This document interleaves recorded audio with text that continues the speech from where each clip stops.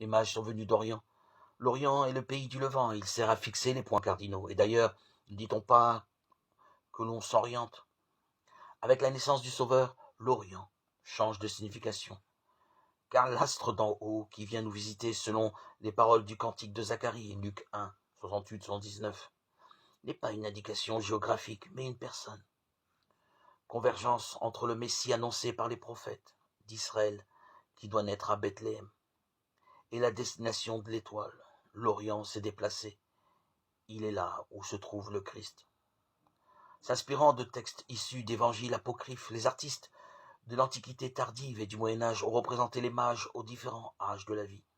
Le premier en vieillard, le deuxième dans la force de l'âge et le troisième plus jeune. Puis, plus tard, les mages ont symbolisé les différents peuples et on a vu apparaître un mage à la peau noire, un européen et un troisième d'origine persane. Selon les époques, ils ont représenté la totalité de la vie d'un homme et celle de tous les hommes. Ils sont les signes de l'universel, d'une bonne nouvelle voulue par tous à tous les âges de la vie. Cette vocation à l'universel n'est pas et ne doit pas être totalitaire, car il ne s'agit pas ici de prosélytisme.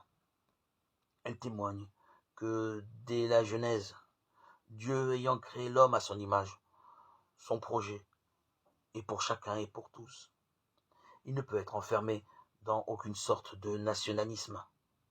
La royauté de Dieu ne peut être annexée par aucun pouvoir politique ou religieux. Cette tentation est constante dans l'histoire du christianisme.